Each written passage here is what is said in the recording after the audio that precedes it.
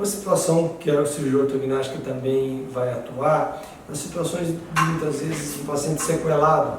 É o exemplo desse paciente, que é um paciente que sofreu um trauma na infância e que houve uma alteração do desenvolvimento condilar de um dos lados, gerando uma assimetria facial bastante significativa, em que havia, obviamente, não só um prejuízo funcional, como também um prejuízo estético.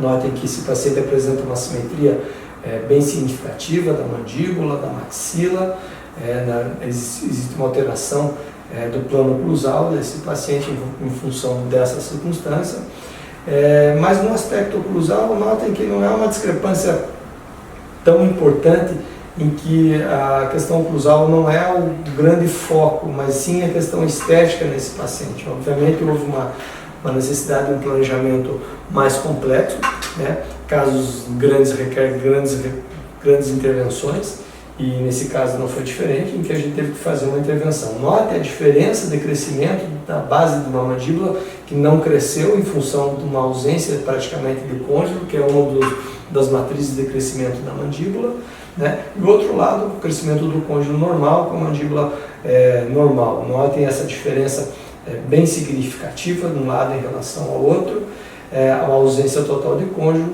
e aí um planejamento um pouco mais elaborado, né, com a utilização do nosso planejamento virtual, em que a gente optou por fazer um tratamento de maxila em segmento, uma maxila em segmento para poder assentar na mandíbula, uma osteotomia tipo L invertido do lado afetado, né, sagital do lado não afetado, e uma osteotomia tipo wing na base da mandíbula, com o objetivo de melhorar a projeção da região afetada. Esse é um planejamento virtual, hoje em dia, é extremamente útil, né?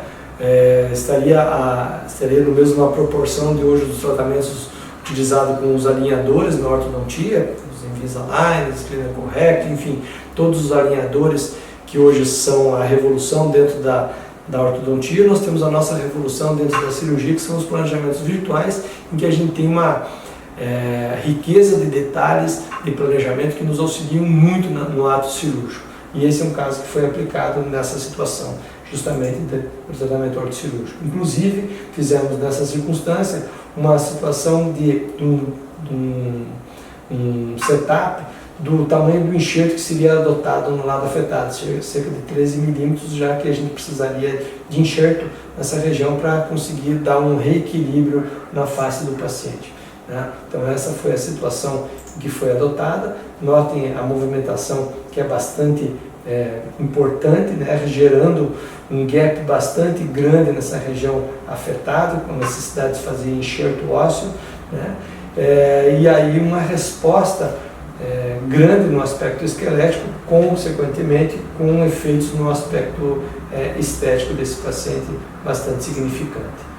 Notem no aspecto de tecido mole, né, uma resposta já um pouquinho menos agressiva, no ato cirúrgico já com o enxerto ósseo. A técnica que a gente faz no L invertido é feita intraoral, para não deixar cicatrizes na face do paciente, embora seja uma técnica um pouquinho mais sofisticada, mas ela responde muito bem, porque você tem menos agressão ao nervo alveolar inferior, menos agressão aos cônjuges mandibulares. Então, em algumas situações que você tem que fazer um movimento muito grande de mandíbula, é recomendável você utilizar essa técnica. Com isso você consegue poupar o nervo alveolar e poupar os cônjuges mandibulares de grandes situações de estresse e, consequentemente, pós-operatórios mais comprometidos, né? Do outro lado foi uma osteotomia normal, e aqui a osteotomia de wing, mostrando justamente o quanto a gente queria de projeção dessa base de mandíbula para melhorar a projeção do tecido mole desse lado afetado. No pós-operatório a gente consegue observar o quanto projetou com o osso da wing esse tecido mole, consequentemente a gente tem uma resposta melhor do tecido em relação à cirurgia.